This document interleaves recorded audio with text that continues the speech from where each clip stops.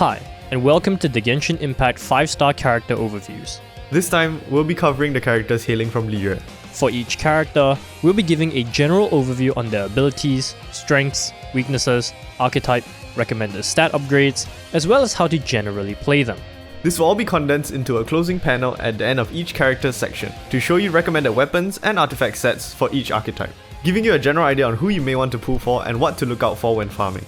We understand that some players may find it a little difficult to constantly have to refer back to this video, in which case, please refer to the link in the description below for a full written version of the script containing all the information from this video in more detail. In any case, sit back, relax, and enjoy the video.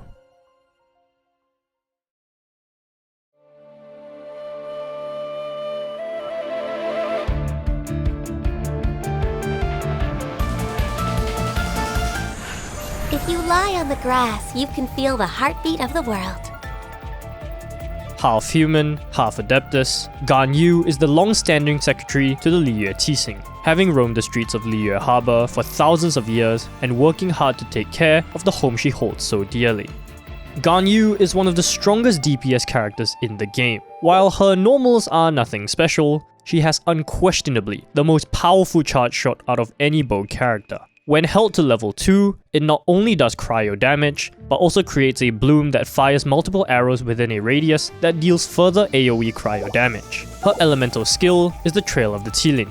This summons a taunt that will distract nearby enemies while dealing cryo damage and letting Ganyu take a backstep.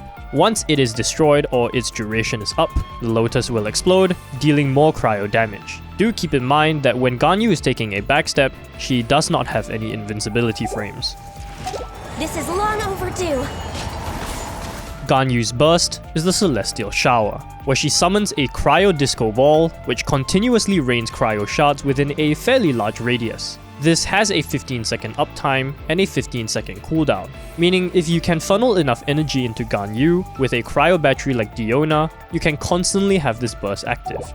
Ganyu, having the strongest charge shot in the game, immediately makes her one of the strongest DPS dealers in the game. Since her charge shot deals AoE damage unlike other charge shot characters, this allows the player to oftentimes not actually have to aim with Ganyu, instead just firing at the floor to hit enemies that would otherwise be very hard to target. Her DPS output is extremely strong, as she does not have any downtime compared to other DPS characters since charge shots do not have cooldowns unlike skills or bursts, neither of which make up the primary source of Ganyu's damage. Ganyu's massive damage as well as AoE makes her incredibly strong in both melt and freeze teams. The former allows her full damage potential to shine, while the latter is simply good for keeping opponents at bay, especially when paired up with her strong burst and a good Hydra support like Mona or Kokomi to back it up. While less common, Ganyu can also be used as an incredibly powerful support unit if you run a DPS of an opposing element, particularly thanks to her burst long uptime, wide AoE, and constant cryo application. Speaking of her burst, its cooldown is as long as its active uptime, so with enough particle generation and/or energy recharge, she can effectively have zero downtime on her burst, which is especially strong for freeze and support Ganyu due to its aforementioned strengths. Ganyu is one of the harder characters to farm artifacts for, particularly if you don't have a crit stat weapon on her. Both of her main recommended artifact sets, Wanderer's Troop and Blizzard Strayer, both require the 4-piece set bonus to get the most advantage out of, and trying to crit fish for artifacts for 4 pieces of the same set will take a lot of time, especially since Ganyu needs a lot of crit damage, ideally above 200%. This is made even further more difficult due to Wanderer's Troop being an artifact set that can only be farmed by world bosses or through the strongbox, so trying to get good pieces will take very long. Also, as is the nature of a bow user who relies on charge shots, Ganyu does greatly benefit from having a shielder on the team, such as Zhongli or Diona, as this will prevent her from getting interrupted or staggered when charging her shots, particularly since she's fairly squishy due to her low defense and loses a lot of DPS when interrupted.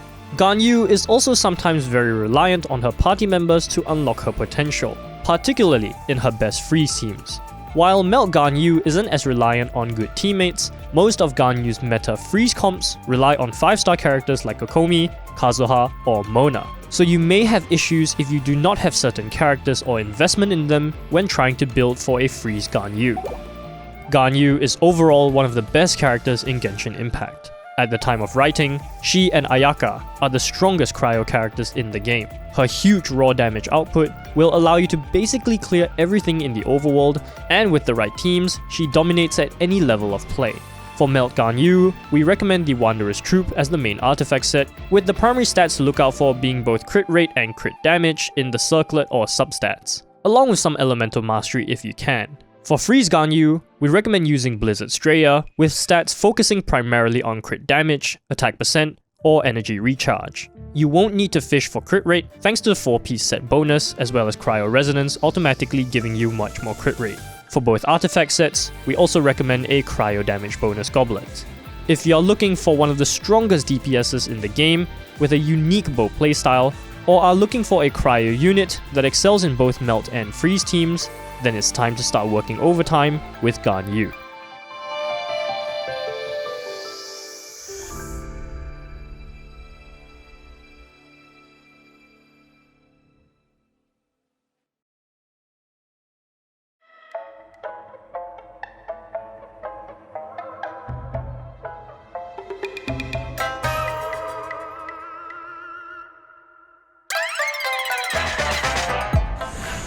When the sun's out, bathe in sunlight.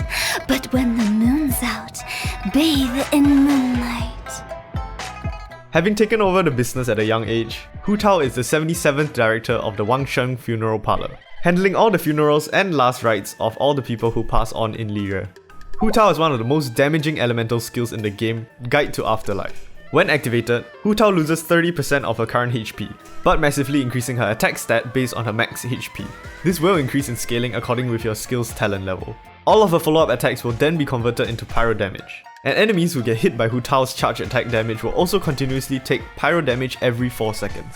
This pyro infusion has a 9-second window and a 16-second cooldown, so do note it does have a fairly long downtime of 7 seconds. And also do take note that this infusion will be lost if Hu Tao is swapped out for another character, so you'll have to keep her on the field to maintain her DPS. Time to go! Hu Tao's elemental burst is the Spirit Soother. Hu Tao will call upon her ghost buddy and swing it around, dealing AoE pyro damage to the surrounding enemies. This will also regenerate HP for Hu Tao, which can be triggered multiple times depending on her number of enemies hit for a maximum of 5 times. This burst will also gain more regeneration and damage if Hu Tao is below 50% HP. Before getting into her strengths and weaknesses, Hu Tao does also have very strong passive talents that are worth mentioning. Her first passive increases all her other party members' crit rate by 12% after her skill infusion window ends, and her second passive increases her pyro damage by a whopping 33% when she's below half health. Being Pyro, the current strongest element in the game, Hu Tao can dish out insanely big numbers with elemental reactions, especially with strong supports to vape or melt her attacks like Xingqiu or Ganyu. Her charge attacks and skill in tandem have ridiculous damage output thanks to their high respective scalings, effectively making her one of the strongest all-round DPS dealers in the game. Since she scales off HP, this also means she's oftentimes very tanky. And her skill increases her resistance to interruption, making her more capable of dealing consistent damage during its infusion. Even if she drops to a dangerously low amount of HP, her burst allows her to quickly regain some of it to keep her alive, along with dealing big damage towards surrounding enemies. Her unique dash also gives her more iframes and also allows her to phase through some crowd control stuns like the Mirror Maiden's Barrier or the Cryo Abyss Mage's Icicle Shards. Unfortunately, since Hu Tao greatly benefits from having low HP, the balancing act of keeping her HP below 50% for additional damage may get her killed easily. And as such, she really benefits from a shielder like Zhongli just for general quality of life gameplay. Hu Tao is also practically useless without her elemental skill up, as her own damage output without its infusion is simply lackluster. By nature, her elemental burst is also quite weak without her elemental skill's infusion. Hu Tao also relies a lot on her charge attack damage to dish out DPS, which means stamina consumption must be carefully managed, though this is somewhat alleviated by her first constellation, which negates stamina consumption for her charge attacks during the infusion window. And finally, while Hu Tao is often the strongest member in her party, she still does require good supports or sub DPSs to play around her skill's downtime, or when she runs out of stamina. since as previously mentioned, she is practically useless within this period. So some level of investment into your other party members will help Hu Tao's gameplay greatly. Hu Tao is small, but ridiculously strong. Her skill outputs some of the highest consistent DPS in the game, while her burst is great for nuking for that huge burst damage per screenshot.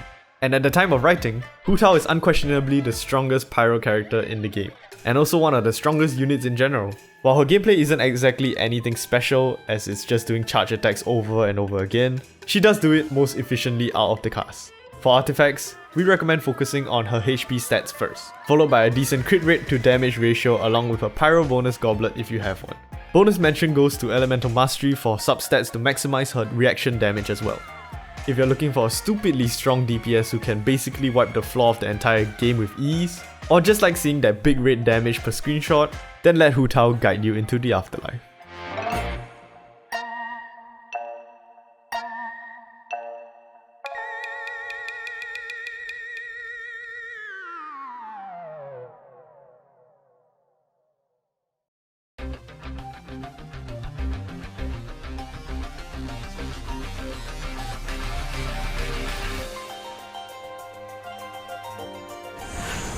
If you feel strongly about something, you should speak up and take action. Being crowned the title, Yu Heng of the LIYUE Qiqing, Keqing is a person determined to seek her own fate, one not led by the Archons. Keqing is one of the original 5-star characters that were released with Genshin Impact's initial launch. She has one of the better charge attacks in the game, being very fast and having high multipliers. For physical DPS purposes, this charge attack is the primary way to get damage out of her. Keqing's elemental skill, Stellar Restoration, throws a lightning stiletto towards a nearby enemy, dealing electro damage within a small AoE. This also leaves a stiletto mark on the field that lasts 5 seconds. During this period, Keqing can do one of two things. Recasting the skill will teleport her to the stiletto mark and deal electro damage. Alternatively, if Keqing deals a charge attack, she will no longer teleport, but the stiletto will turn into a slash that does AoE electro damage instead. If the skill is held, Keqing can choose where to throw the stiletto specifically. Nowhere to hide. Starward Sword is her elemental burst. Keqing will deal an initial AoE attack, followed by 8 slashes before doing a final slash. All hits of her burst will deal electro damage and cover a fairly wide AoE, making this the main source of damage for an electro built Keqing. Both Keqing's elemental skill and burst have a low cooldown and low cost. The former provides a good amount of energy particles for both herself and her party members. This allows her to have decent uptime on her burst, which is especially important for an electro Keqing. Keqing's skill is also quite useful for repositioning, especially for general exploration around Teyvat. Her charge attack is also quite strong, being both fast and having high scalings. As a bonus, all of Keqing's attacks are really fast and flashy. Unfortunately, Keqing deals mediocre damage in almost every way. Her elemental burst AoE damage is really not good even with high investments, and her skill has much less utility when playing a physical Keqing. Keqing also has some of the worst constellations in the game, barely increasing her DPS and only minimally improving her electro utility. Keqing is a character that requires a lot of investment to get the most out of, and even then, there are often far better characters, including 4 stars, that can outperform her. Also, while her charge attack is strong, it also consumes more stamina than other sword users, meaning you need to manage your stamina properly, especially as a physical Keqing. Ultimately, Keqing is a character who has not really stood well against the test of time. While she was decent on release, she has been severely outclassed by the other characters that come out after her, with the likes of Raiden Shogun or Yai Miko for electro, and Eula for physical DPS. If you are planning to build her, the typical crit or attack percent stats are required for a DPS, along with an electro or physical bonus goblet, depending on what kind of build you want. So, if you like the character, like teleporting around the battlefield, or simply had the misfortune of losing a 50-50 to her in the gacha, then ride the lightning with Keqing.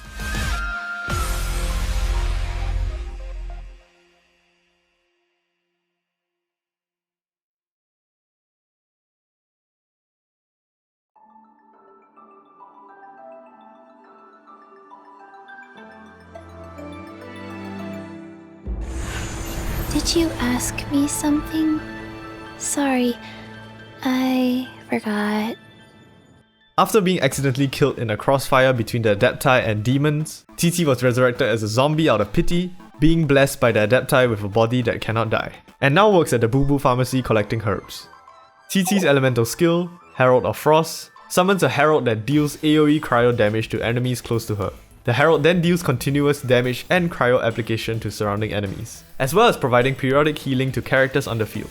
If Qiqi uses a normal or charge attack while the herald is active, she will regenerate HP for all her party members. The herald has a 15-second duration, but also has a long cooldown at 30 seconds.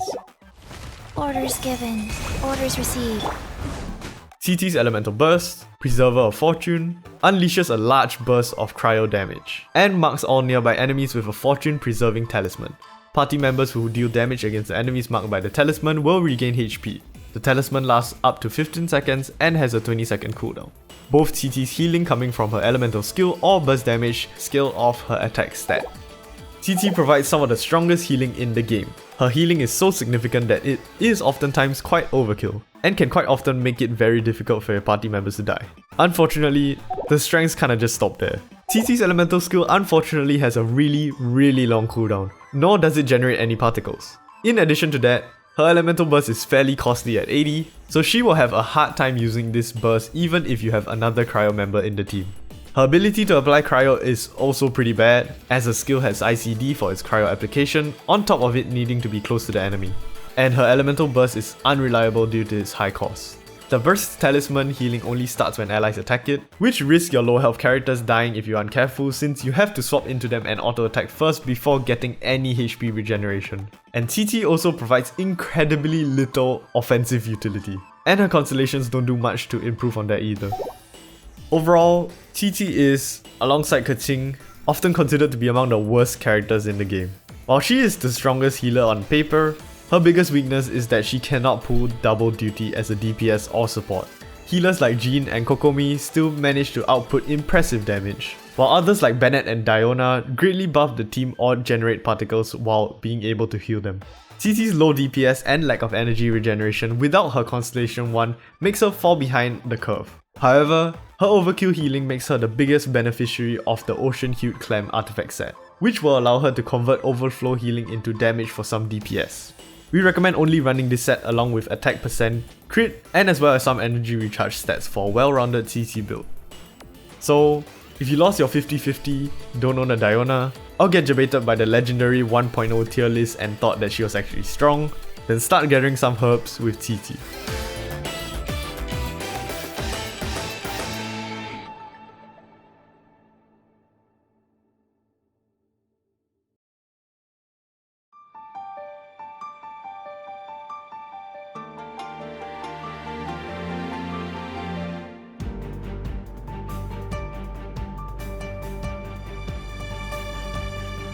If you are able to walk alongside me without fear, very well. Forsaken by her own father, and left to die at the hands of a malevolent god, Shenhe survives the course of calamity, before later being taken in and being trained by the Adepti to help her someday rejoin human society. Shenhe is one of the best examples of a one-trick pony type unit. She's only there to help support your cryo party members, greatly amplifying their damage on the field. Shenhe's elemental skill is the Spring Spirit Summoning. When tapped, Shenhe will lunge forward towards the enemy, and when held, will deal AoE cryo damage instead. Upon triggering the skill, Shenhe will grant the party stacks of Icy Quills. These Icy Quills will boost the damage of any follow-up attacks that deal cryo damage. This damage boost will scale off Shenhe's attack stat. If the skill is tapped, the Icy Quills will last 10 seconds or have a 5-hit quota, whichever expires first. When held, it will be extended to 15 seconds or 7 hits. By Ordinance Divine! Shenhe's elemental burst is the Divine Maiden's Deliverance, where she unleashes a large field that does AoE cryo damage. Enemies within this field will have their cryo and physical resistance reduced, and will also take periodic cryo damage ticks. This burst has a 12-second uptime and a 20-second cooldown at Constellation 0. Shenhe's greatest strength is her ability to massively buff her cryo teammates' damage output. Her skill scaling is quite good, and its Icy Quills increase any cryo damage accordingly. Characters like Ayaka or Chongyun can often double or even triple their damage when buffed with Shenhe's skill, which is honestly quite insane. Even characters who do not get their damage scaled as much will still see a significant DPS increase, like in the case of pairing her with Ganyu. Shenhe's burst also has huge AoE and has cryo resistance shred, further boosting your cryo damage against enemies within this radius. This immediately makes Shenhe the strongest cryo enabler in the game. Because Shenhe is meant to stay off-field most of the time, and only comes in to buff your cryo DPS, she thus does not require insane artifacts quality to do her job well. You only really need to focus on her attack and some energy recharge, which are both far easier to fish for than something like crit stats. The same can be said for her weapon options, as you just need a weapon with either attack or energy recharge as the secondary stat. So even F2P options like the Royal Spear or Favonius Lance work extremely well on her.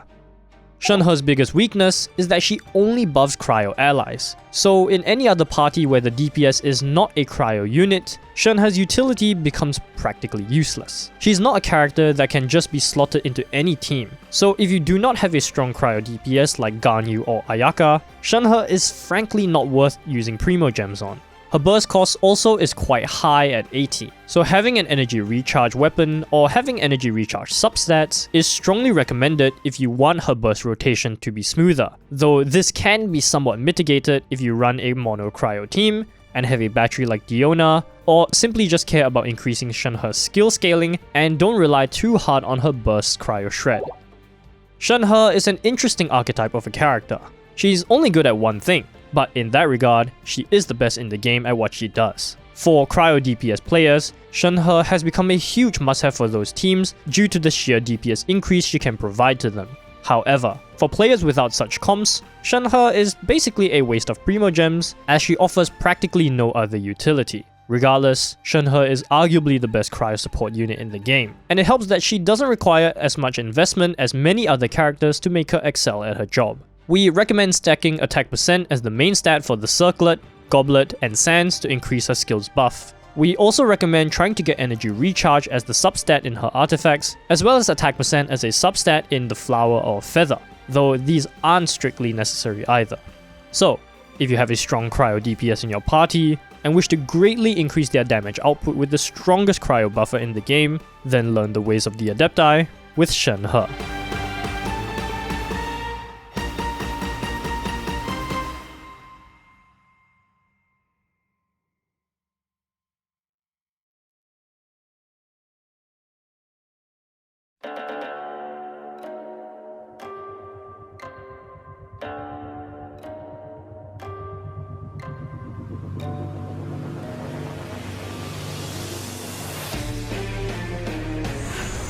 Once the snow is thick enough, we can eat it. Having once been freed by Rex Lapis from an evil god who enslaved him, Xiao has since served as one of the Yakshas of LIYUE, silently defending the city against any threats for 2,000 years. Xiao is quite unlike any of the other animal characters in the game. While the rest of them specialize in either crowd control or damage amplification for the other party members, Xiao only has one purpose, which is to plunge over and over again as the primary source of DPS. Xiao's elemental skill, Lemscatic Wind Cycling, makes him perform a very long dash that deals animal damage to all enemies that it collides within its path. You can also use this in mid-air after jumping, and it also has 2 charges at Constellation 0 that can be activated consecutively. Evil conquering! Xiao's greatest strength is his elemental burst, the bane of all evil. This greatly boosts Xiao's attack and as well as imbuing him with animal damage. It also increases Xiao's jump height, making your primary way to deal damage during his burst infusion window via repeated plunge attacks. This infusion lasts 15 seconds and it has an 18-second cooldown. However, the caveat with this burst is that over its infusion window, Xiao will slowly drain a percent of his HP every second, the amount of which depends on your talent level. Xiao has some of the strongest AoE damage in the game. His plunge attack has a very wide radius and deals ridiculous damage due to its increasing attack scaling during its infusion window. Speaking of its infusion window, it lasts pretty long at 15 seconds, so he has very consistent sustained damage throughout its duration. His plunge attacks during his burst are very good at staggering enemies, and can break most enemies' shields very easily. Xiao has a very fast and smooth elemental skill animation, which works in tandem with his burst attack for maneuvering towards other enemies to plunge to. Xiao is also very easy to build for, as he can use 2-piece sets for his build, making him far easier to farm for, so substats are often more important than the set bonus. Xiao is also one of the easiest characters to play, as all he does is activate his burst and plunge over and over until the enemy is dead. When Xiao does not have his burst active, he is pretty bad. His damage output is simply lackluster, and it doesn't help that he has a high burst cost at 70. He also cannot generate any particles from his skill to feed his high cost during his burst infusion window. So he really needs another animal character to battery him if you want him to get his burst up as fast as possible. Xiao can be interrupted during his elemental burst, so he greatly benefits from having a shield during its infusion. And finally, on the topic of his burst, while his AoE damage is amazing, his single target damage is fairly low when compared to other DPS characters. Xiao's polearm selection is fairly mediocre, especially for free-to-play players. The Blackcliff pole from the Star Glitter shop or a very copium white tassel are the only decent options for a free-to-play player. And even his best in slot 4-star option, the Deathmatch, is a paid item obtained through the Battle Pass. So unless you get really lucky with your gacha roll and get a 5-star weapon for him, or you're not free to play, you're kinda screwed on the weapon options. Also, Xiao's best meta teams usually consist of 5-star characters like Jin or Zhongli, further reinforcing the fact that Xiao is not free to play friendly. Xiao is an interesting character. He is unlike any other anemo unit in the game, focusing purely on his solo damage as the main source of DPS. Due to the nature of his kit, Xiao does have a hard time fulfilling any other roles aside from being the main DPS. While he is quite easy to play, he has begun to fall a bit behind on the DPS curve. Despite this, his AoE damage is still extremely strong, one of the strongest in the game. Unfortunately, free-to-play players might have a hard time with Xiao, due to his poor selection of polearms to choose from, as well as relying on other animal characters to battery him, the most notable of which being Jin. Xiao is a fantastic DPS to pull for, and he will definitely still be a strong asset in many players' accounts. We definitely recommend running an animal damage bonus goblet, attack percent on the sands, and as well as maintaining a good crit rate to crit damage ratio like any other DPS character build. Due to his high energy requirements, some energy recharge on the substats will be good as well. Finally, while his optimal artifact set is the Echoes of an Offering, the DPS difference between it and the other recommended set is very minimal. Not to mention how much easier is it to build with 2-piece sets, so just pick one with better substats rather than trying to force the 4-piece set bonus. So if you're looking for a unique animal character whose primary focus is being the main DPS, want a huge AoE damage, or simply appreciate short kings, then exercise some demons with Xiao.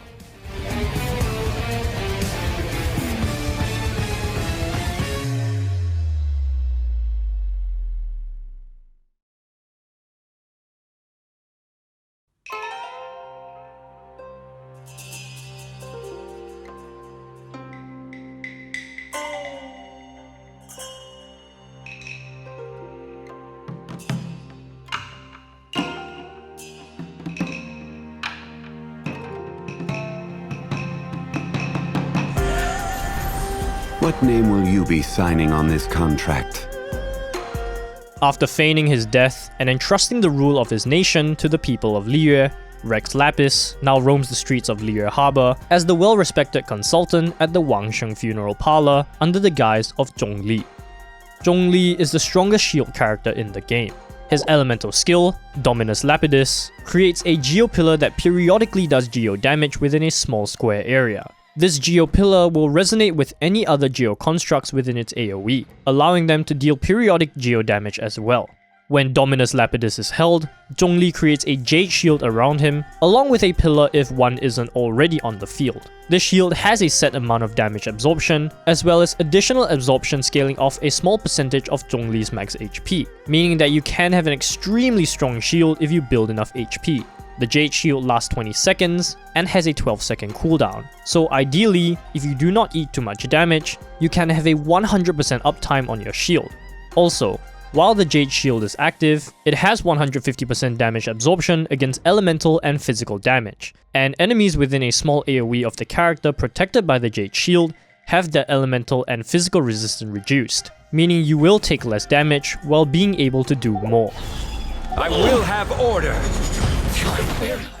Zhongli's elemental burst is Planet Befall, where he summons a meteor that, upon descending, deals geo damage within a massive AoE, as well as applying petrification status. Petrified enemies cannot move for a few seconds. Similar to Dominus Lapidus, Planet Befall's damage is also further increased by a scaling of Zhongli's max HP, in this case, a whopping 33% of it.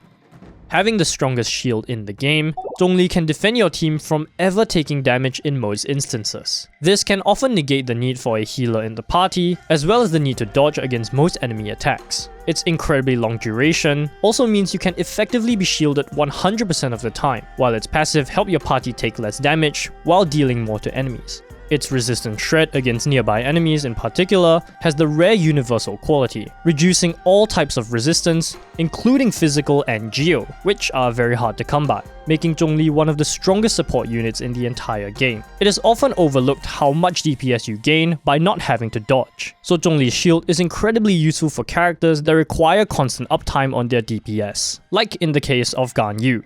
Zhongli's pillar is sometimes helpful, both in combat and general exploration. Since it is a construct that can be climbed, you can often use it to block or avoid enemy attacks, as well as use it as a convenient way to get up in certain other areas which would otherwise be more inconvenient. Planet Befall is also an incredibly strong burst, having a massive AoE, while its petrification status can be handy in both getting you out of sticky situations and giving you more time to apply uninterrupted DPS. It also has a fairly low energy cost of only 40. So, if you have a good battery like Raiden Shogun or Goro, you will be able to cast this fairly often. While Zhongli has the strongest shield in the game, there has been an increase in enemies that have attacks which bypass shields as of late. Prominent examples being the Rift Hounds and Baptismal Bishops. This means that the Jade Shield is far less useful against these enemies, though obviously its passives are still very good. Planet Befall cannot petrify boss type enemies, and it also has a fairly long casting animation at nearly 2 seconds, long enough where it can actually hurt DPS a little. Also, while Planet Befall has a low energy cost, Zhongli's ability to regain energy for himself is fairly mediocre, as his pillar's AoE is not particularly large, nor does it regain large amounts of energy. Hence, Zhongli will definitely benefit from having a battery or some additional energy recharge. Finally, while Zhongli is a very comfortable character to have in the party, he is very rarely the best option to have at the same time. Characters like Kazuha, Bennett, or Sarah can amplify your damage far more than Zhongli's shield resistance shred, and while he can definitely have non-negligible damage output with the right build, it is far more expensive to build for, while still offering less utility than other damage amplifying support characters. Zhongli is an incredibly strong unit who is flexible in nearly any team comp and can serve multiple roles. His Jade Shield alone makes him one of the best support units in the game, while Planet Befall's big damage and petrification makes him a very good burst DPS as well. While less common, Zhongli can also serve as a main DPS, though this is significantly harder to build for. Zhongli is very effective regardless of the level of play, and his flexibility continues to serve him as one of the best characters in Genshin Impact. He may rarely be any party's best option, but he is oftentimes the most comfortable and reliable pick.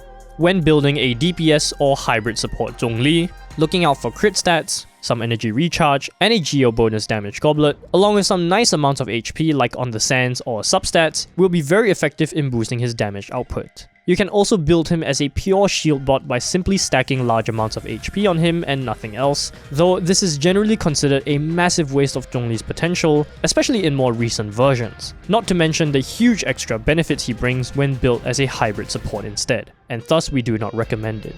If you are looking for a strong shielder character, who can also be a very effective burst DPS while being extremely flexible in nearly any team comp, then sign a contract with Zhongli.